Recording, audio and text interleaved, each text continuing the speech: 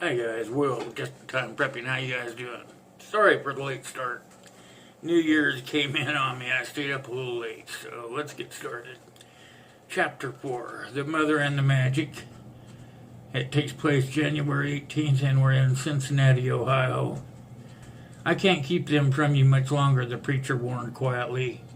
He held the first dirty glass open, and as they moved towards the bare, littered hall, his dusty black robes flared out behind them like an evil shroud.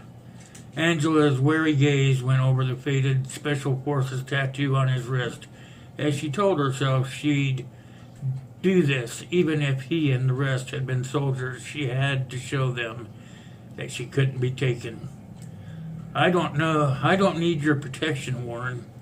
Her stomach churned when her voice lowered and another notch in response, becoming urgent. You're wrong, my child. Soon they will come.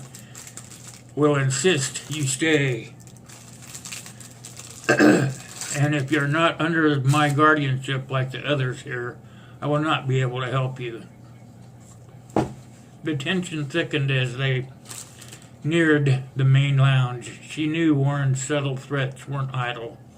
If they didn't try to keep her here, he would. Probably the next time she came. Maybe today, he confirmed, and the pale female nodded before stopping into the lounge, where 7 unwashed, tense males waited for them with heavy beards and thick frowns. Hello, gentlemen. How goes your day? Her tone was polite, unafraid compared to her thumping heart. But she wasn't encouraged when they only grunted and kept gaping at her like something on a store shelf that was out of their reach. Over here, Warren gestured, leading her to a blanket-covered child of about 10, his daughter. Angela's dislike of the greasy hypocrite eased a little with the love she could feel. He was a weak man, easily tempted, she was sure, but he feared losing the plush girl. It was beating in his thoughts, and Angela was gentle as she pulled the dusty blanket down. How long she been like this? She asked, shining the pin light around her neck and onto her unconscious child's mouth and eyes. 5 days, a week, it all runs together now. I hear you, Angela agreed as she pulled on gloves. Is it the radiation sickness? One of the men behind them questioned loudly. There was a silence in the very dirty but otherwise undamaged administration lobby as they waited for her answer. These men were all that remained of the technical college's teaching staff, though Aaron, the bald man with the constant scowl, had only been a groundskeeper. No, praise the Lord. There were murmurs of relief and disbelief that changed to frowns she started running her hands under the child's stained clothes. What are you doing? The father demanded, leering as he stepped closer with the worn black Bible now in his beefy hands. Angela ignored his tone, thinking the slicked brown and gray hair had probably been an attempt to show her he could clean up. She wasn't impressed. Where's her injury? Angela breathed a stream out, visible in the cold air. Warren's gaze lowered, dropping to her red lips, and his grip on the Holy Book tightened. He pointed, and Angela rolled back the sick girl over onto the dusty couch, exposing the ugly, swollen gash. This is causing the fever. The red line coming over her shoulder is a sign of infection. If those lines get to her heart, she'll die. You can stop it. Help her? Hot gazes lingered on her slender hips and the long black braided that brushed against the floor as she knelt down.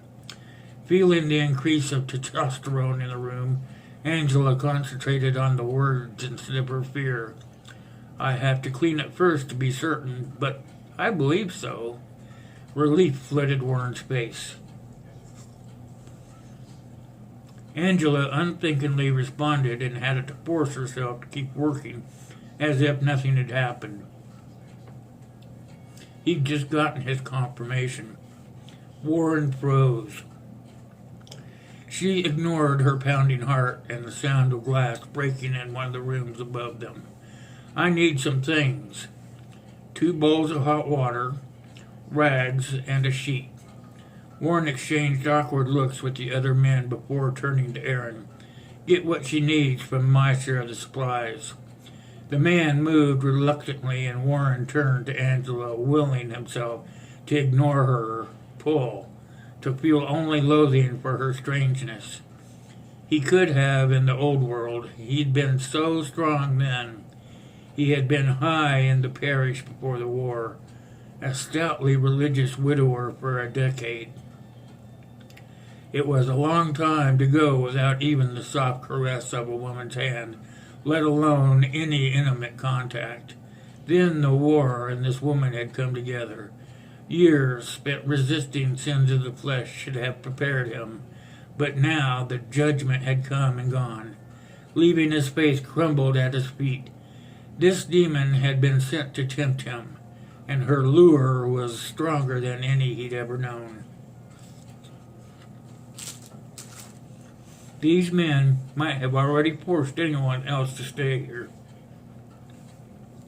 The medical skills were valuable as water, but Angela was different. She knew things there was no way she could unless the demon of the souls possessed her.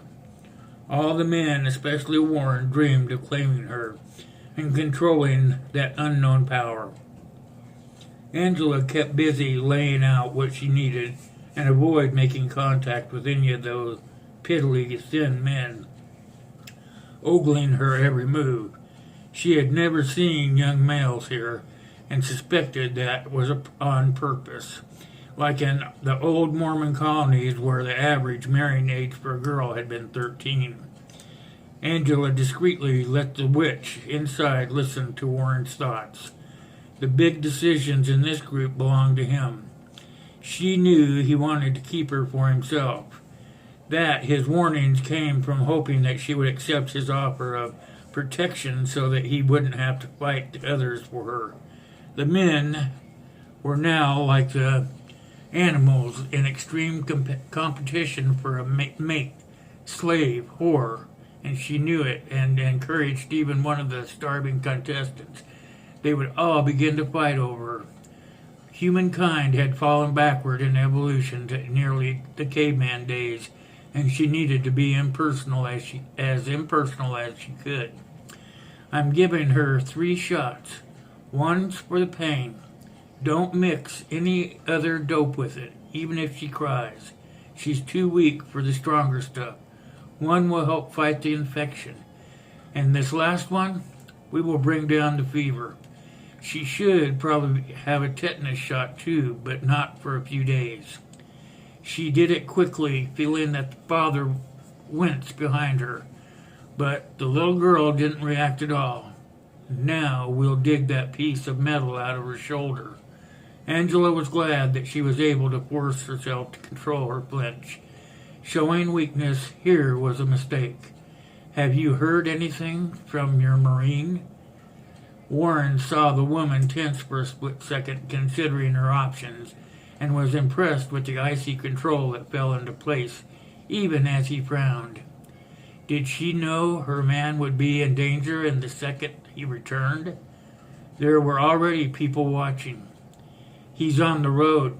There was only silence in response, and her worry grew. It only took Angela a couple of minutes to pull a small piece of car hood from the child's bleeding shoulder, clean the wound, and start putting in the stitches.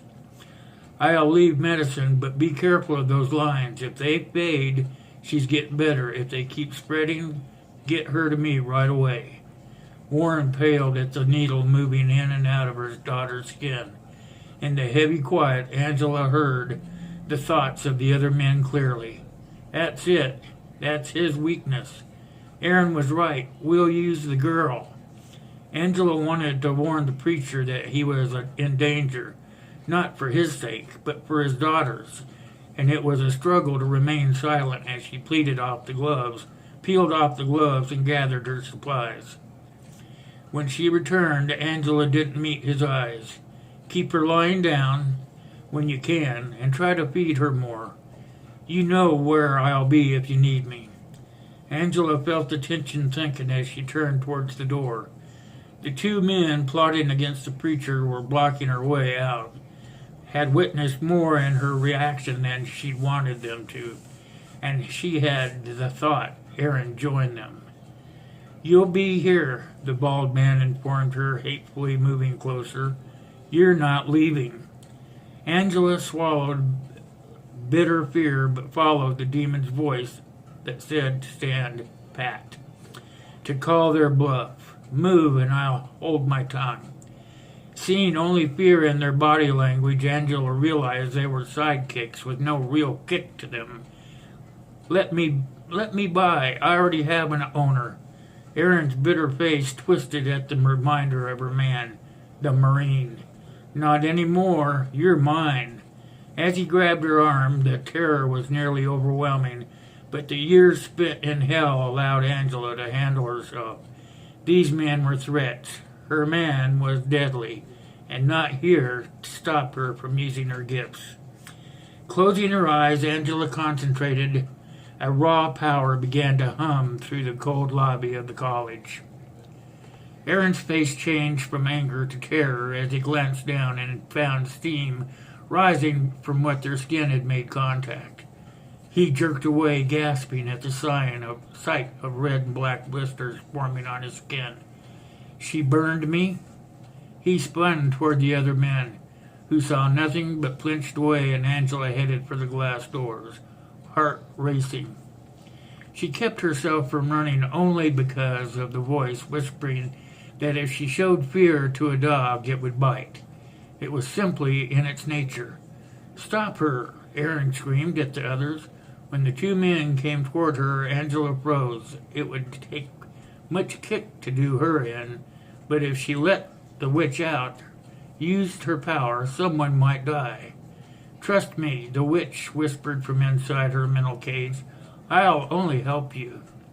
Scared and unsure, Angela let the demon come forward for the first time in over a decade, but kept a tight hand on the cell door.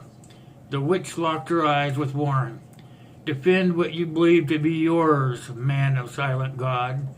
The command was one of the widower could not refuse, and he stepped between Angela and the two men, reaching out to take her arms. She's mine. The two teachers, who hesitated for a second, but it was not enough time to give Warren the edge. The religious man had survived the jungles of Laos, and he planned his actions, steeling himself to fight for her. During this drama, Aaron stumbled from the room, slinging his arm around wildly to dislodge the bugs that he could see. The two men reached for Angela again, and Warren swung, knocking the rival off of his feet. He kneed the moaning man in the face and swung again, ducking a clumsily thrown punch. The second hit landed on the other teacher's temple, knocking him to the dirty floor where he stayed. Mine. Breathing rapidly, the preacher turned to Angela, but she cut him off. Your reward is information. Those two, she waved a hand at the unconscious men, and Aaron plot against you. Be careful. Between them and the child cold in here, you'll be dead inside a month. Shoving the witch back, Angela slipped past him and out the door. Raised voices come from the dim lobby behind her, and she moved steadily but kept herself from running down the sloping, cracked pavement to her car. The pain in her gut she ignored. That would be time to cry later. Footsteps crunched, and she slowed a little to let Warren catch up, scanning the slickly crabgrass instead of just the desperate faces of women and girls watching her exit from the upper windows of the college. The guilt was heavy, but she didn't stop. They needed a hero, and that she wasn't. Thank you, I had no idea. She dug through her bag as Warren caught her. There are still plenty of people left who are willing to sacrifice anyone to get what they want. That hasn't changed. The female healer handed over 2 small bottles of pills, being careful not to touch them. Instructions are on the label. He pocketed the medication and opened the door of her muddy red Tempo, falling into the suitor mode he usually handled her with, so he could, what? Form a new plan? Probably. You killed him? She asked suddenly, hoping to get a genuine answer. When he shook his greasy head, she knew he was about to lie. Vengeance belongs to God. I'll vote for it. Angela said nothing, tensing instead at a distant gunshot before sliding behind the wheel. Warren saw her reaction as he shut the door and leaned down. You would probably be safer here with us, with me.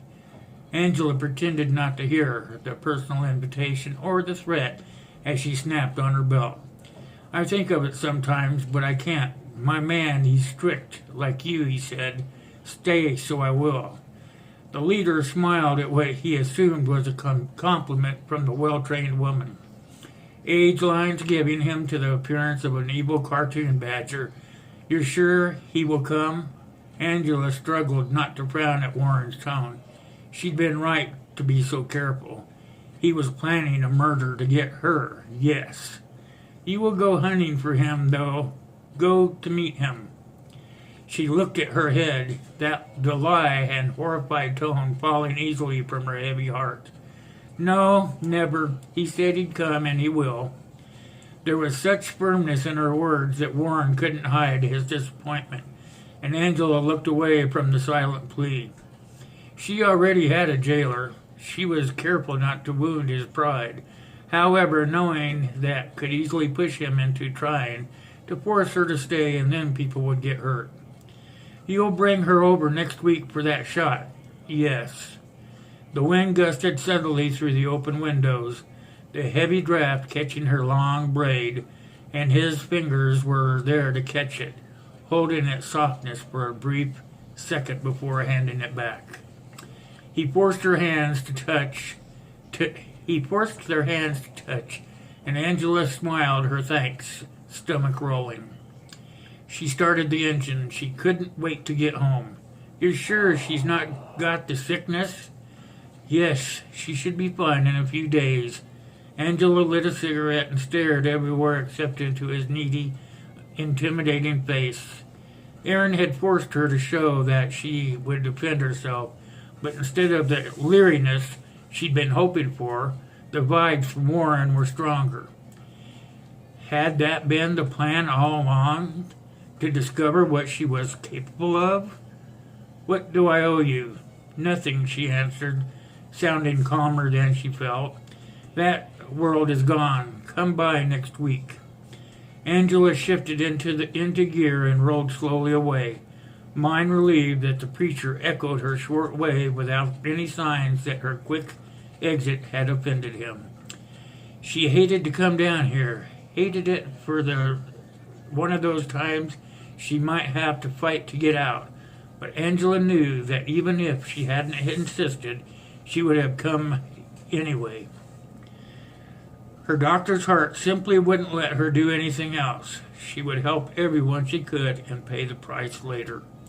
Angela breathed a sigh as the tall brick walls of the weather-beaten dorms fell out of sight in her mirror, but she didn't let her guard down as she drove past reeking slaughterhouses and burnt frames of homes and businesses. There were still other people around here, and they were all a threat to a woman alone. Her gaze flicked over body after body as she drove, determining the cause of death. Gunshot, knife, wound, the sickness, gunshot again. Death came in many ways, and it hasn't only to the humans. Deer and cats were the most common corpses to represent the losses that the animal population was taking, but there were also squirrels, dogs, and even birds mixed in. Angela forced her mind away from it all. Maybe it wasn't as bad wherever Charlie was right now. Very little in the city where pigs fly had survived the riots as she drove. Angela heard no sparrows calling, no engines revving, no lawnmowers rumbling, no pets yapping, no voices shouting, and no horns blaring. There was only the occasional scream and a gunshot to break the silence, and the destruction grew worse and closer the closer she got to downtown Cincinnati. Debris crunched under her tires as she rolled past dark, reeking restaurants full of rotting food. She winced at the sounds of glass breaking as she neared the library, where shadows shifted inside, trying to learn to fend for themselves. If she got a flat tire, she planned to abandon her car for another. There was no way her body was able to break the lug nuts loose. What she needed was a set of those new tires that would go an extra 50 miles even on a flat. Self-sealing or something, maybe even armor-plated if she could find it. Her broken heart clenched at the thought, and she felt a tear slide down her cheek. What she needed most was to find the 14-year-old son she'd been apart from for months. It was killing her not to be with him, not to be able to hold him, and she wished with all her heart, along with almost everyone else on the planet, that the war had never come. "Hold on, Charlie," she whispered roughly. "I will come for you." Angela tried to push the sadness away, flipping on a heater in the defroster. She jumped as lightning forked wildly and the glare almost blinding. She drove a little faster around the telephone poles, burnt-out cars, busted furniture, and rotting corpses, feeling awful that so many people would never have the peace of being laid to rest. She jumped again as the wind slammed against her car and the barrage of black hail pinged off the hood in nerve-wracking blasts, pulling her attention once more to the weather. The sky was a dim grayish-brown, thick with layers of dust and smoke. The storm clouds racing towards her went through the grit easily, and fast drops of rain pelted her hood and her windows. Following her instincts, Angela took refuge under the concrete viaduct as the storm bore down in the riot-ravaged city. It released sheets of black flakes that covered the streets and torrents of rain that slowly began to wash away another layer of the dirt and the blood at the end of the world had left behind. Angela put the car in park and lit a smoke as the stench of the fishy shit from the nearby Mill Creek invaded the vehicle. She searched the crumbling, trashy buildings on the either side of her car, and her hand stayed near the gun between the seats.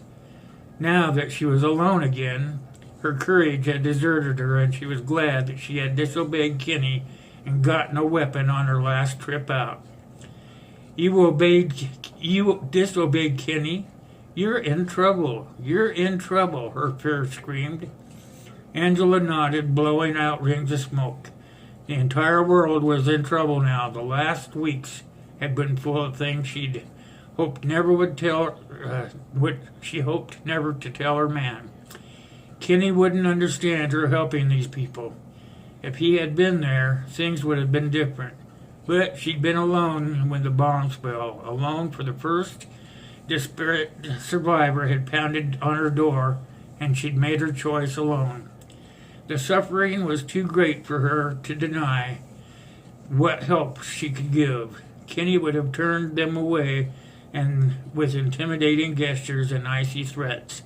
But he was AWOL, and she couldn't sit by and let people die without trying to prevent it. She would face him with the entire list of rules that she had broken when he found her, or when she found him. But for now, she wasn't done adding up crimes to be punished for. The two biggest transgressions, one of which she might kill for, were still to come. Okay, we're going to stop there. We're 24 minutes in. We will start just before Section 2 of Chapter 4 next week.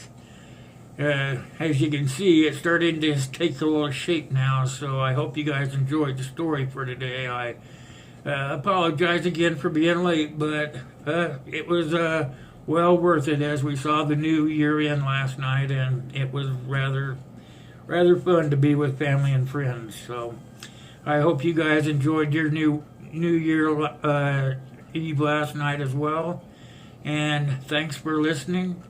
And don't forget, I'll be back on live tomorrow night, so I'll see you then. Till then, I'll see you out there on the tube. Thanks for watching.